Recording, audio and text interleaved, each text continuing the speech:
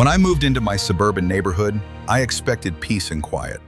Instead, I walked into a petty dictatorship run by our HOA President, Todd. Todd was the worst kind of leader, the kind who loved power but hated accountability. He enforced ridiculous rules, like fining people $200 for leaving their trash cans out a minute past 9 a.m., but blatantly ignored the rules when it suited him.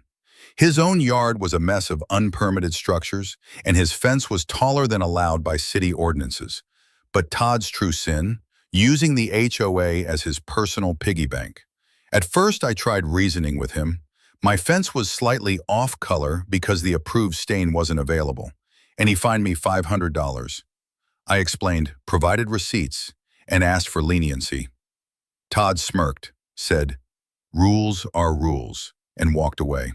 That's when I decided I would take him down, not with screaming or public arguments, but methodically, legally, and in a way he'd never recover from.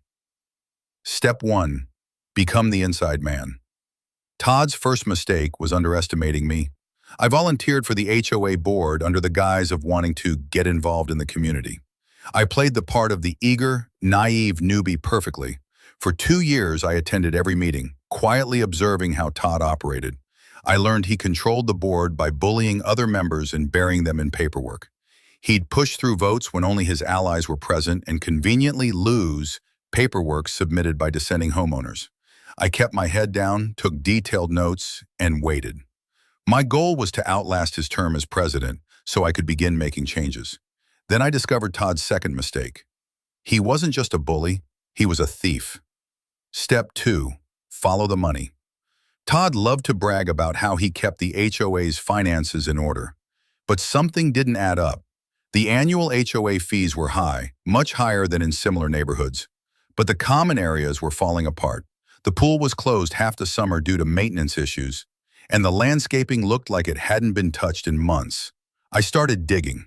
As the HOA treasurer, Todd had access to all the accounts, but he was notoriously cagey about sharing financial details. I asked for the budget during a meeting and Todd laughed it off, saying, "Don't worry, I've got it under control."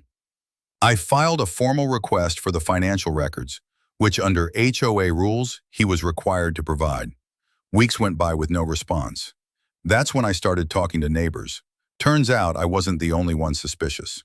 Over a dozen homeowners had requested access to the budget over the years, only to be ignored.